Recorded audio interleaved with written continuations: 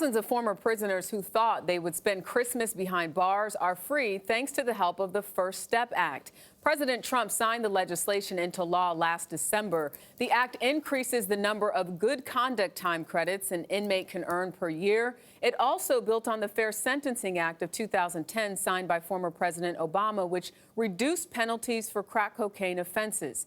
The U.S. Sentencing Commission says those changes can help more than 140,000 people in prison. We spoke with two former inmates who say they're still adjusting to their newfound freedom. Before President Trump signed the First Step Act into law, did you expect to spend the rest of your life behind bars? I did, but I didn't because I never gave up fighting. 48-year-old Brian Johnson says it feels good to be back in his old neighborhood in Baltimore. Nearly 20 years ago, Johnson was convicted of money laundering and drug distribution. He was sentenced to life in federal prison. But when President Trump signed off on the First Step Act last December, it meant Johnson and thousands of others were eligible for an earlier release or a reduced sentence. On July 9th, Johnson took his first step out of prison. Who did you first lay eyes on when you got out of prison? The first person that I seen was my oldest daughter. How old is she? 31. You've missed most of her upbringing. 20 years of it. So when she pulled out, it was like an unbelievable feeling until I could hug her. He says he makes about $500 per week working full-time for a delivery company. From prison life to this life, I think the assumption is, oh, you're free, you must be so excited, it must be so great. It's great, but what comes with the greatness is reality. Now you're back out here, because when you're incarcerated, basically everything is free. Food is free, sleeping is free. In the free world, as they say, you gotta pay for everything. Has that been the biggest challenge for you? Actually, no. Technology has been the biggest challenge for me.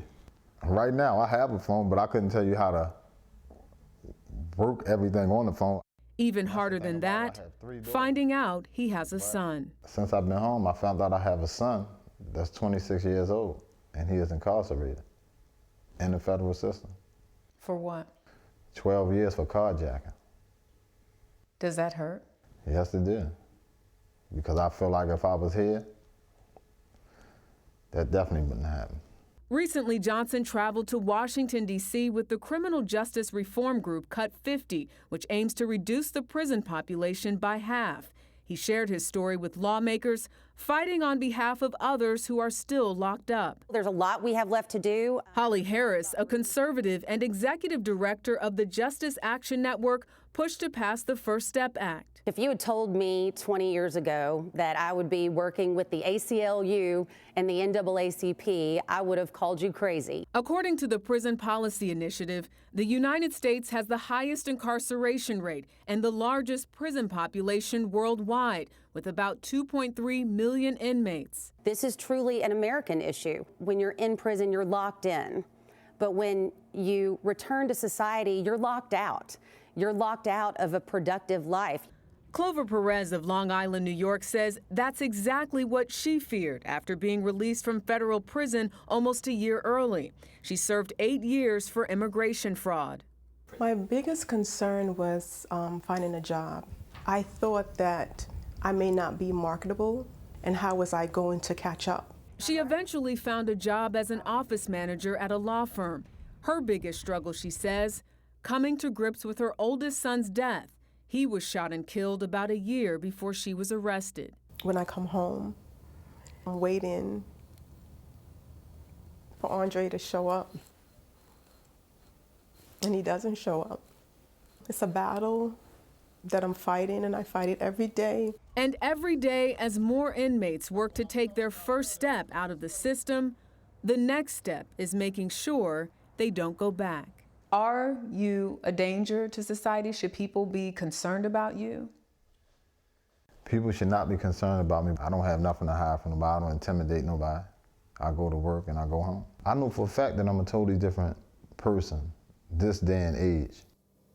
Johnson says prosecutors are actually trying to appeal his release, and he's not alone. A Reuters investigation found dozens of cases where the Justice Department tried to keep offenders in prison. Most of those attempts were unsuccessful. So, you know, the takeaway here really is it's not an easy transition. No. I mean, the first step is obviously getting your freedom, but the next step is, as we say at the end of the piece, really staying out of that system. Right. And you need the support in order to do that. When you realize, as you said, that 140,000 people could be potentially affected by this legislation that President Trump has signed, it will be an enduring hallmark of President Trump's legacy. Oh, absolutely. And when you think about the bipartisan The support that it had. exactly. I mean, that's why it was so huge, because even Holly Harris, who you heard in that piece, she said that this was something people told her this is going to take 10 or 15 years to pass. And here we are today.